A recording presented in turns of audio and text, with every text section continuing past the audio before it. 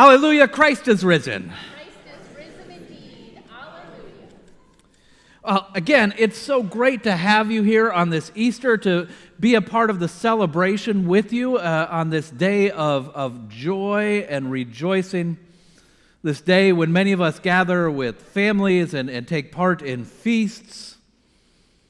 This day when Pastor's sermon stands between you and those feasts. The Gospel of Mark, which I just read from, if you go home and you pick up your Bible, you'll notice that yours will likely say there's a shorter ending of Mark and there's a longer ending of Mark, and often there's a little footnote that say most older authorities say the Gospel ends here with the part that I just read.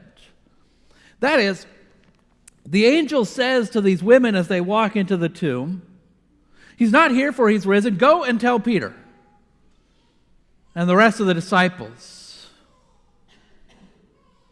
The gospel ends with this line: overcome with terror and dread, they said nothing to anyone, for they were afraid.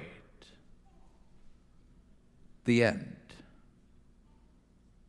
No road to Emmaus, no Jesus in the garden, no Jesus showing up on the shoreline.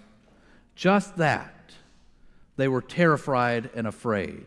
In fact, this is such an uncomfortable ending to the gospel lesson that over the centuries, people tacked on those other endings that are in your Bible, which is why it says these are likely added later, but there's where it ended, because it just feels so uncomfortable to end the story with they were afraid.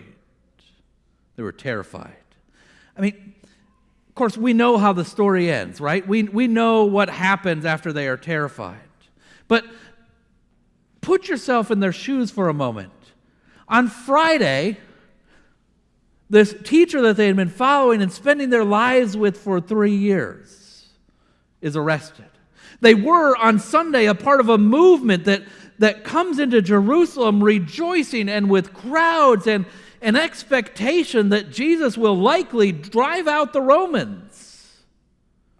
And Jesus is, by Friday, betrayed, arrested, convicted, and executed, and dead. How frightening. You do not want to be the follower of a crucified leader, right? Like, you don't want to walk around saying, I follow the guy that the state just executed because they found him guilty of capital crimes. He's great, you know. It's a good way to get yourself arrested. It's a good way to get yourself thrown in prison. And so they're terrified already. They're terrified already, and they show up at the tomb.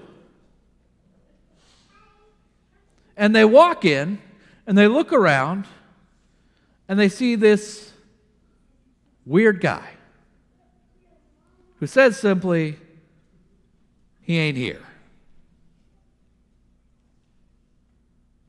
They said nothing to anyone because they were afraid. I asked this morning at the 6:30 service, but it's a great question to consider. If they said nothing to anyone because they were afraid, how do we know their story?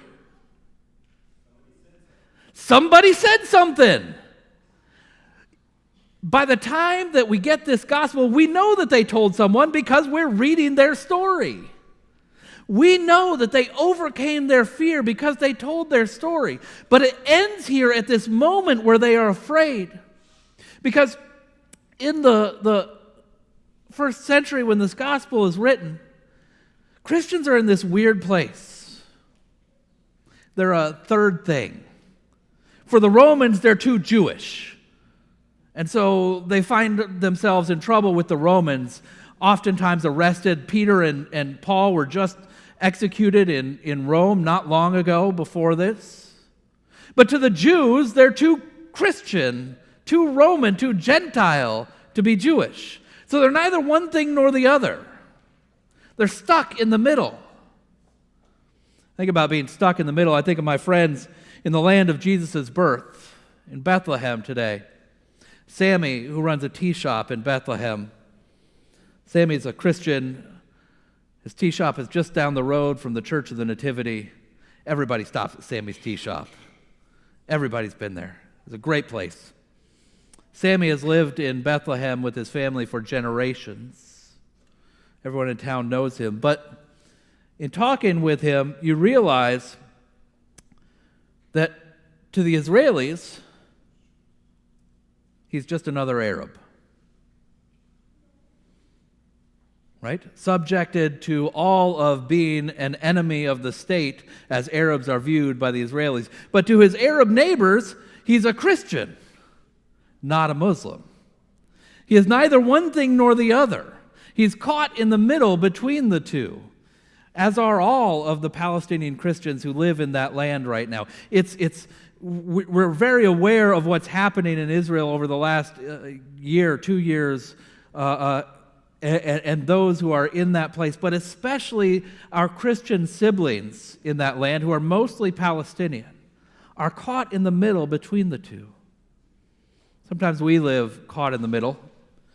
People ask me, Pastor, are you a Republican or a Democrat? And I say, neither. I'm kind of a third thing. I believe in the values of the gospel, of justice and the Beatitudes and mercy. I'm a third thing. Neither this nor that. Christians who follow the risen Christ, do we grieve the loss of our loved ones, or do we pretend that death doesn't matter? Well, no, like Jesus at the tomb of Lazarus, we weep, and also we believe in the promise of resurrection. Some third thing in between. Like those who heard the gospel that first time that they heard Mark's gospel.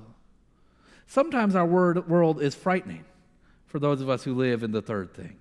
Sometimes our world is overwhelming, overcome with terror and dread, says Mark. Sometimes life is anxiety-making and angering and frustrating and scary and too much and all of those things. And what I love is that this gospel is written for a moment like this, for people like us. Because it says that God always has the last word in a world that is fearful and overwhelming, in a world where there is hatred and violence, in a world where the powerful seem to win and the vulnerable seem to lose. God has the last word. And with those women, we might indeed be overcome by terror and dread. We might be afraid to say anything. But we know how the story ends. We know that God has the last word. We know that God gave those women strength to become the first proclaimers of the resurrected Jesus Christ. We know that death overcome the grave on that day. We know that love and joy won out over fear. We know that peace and humility won out over violence.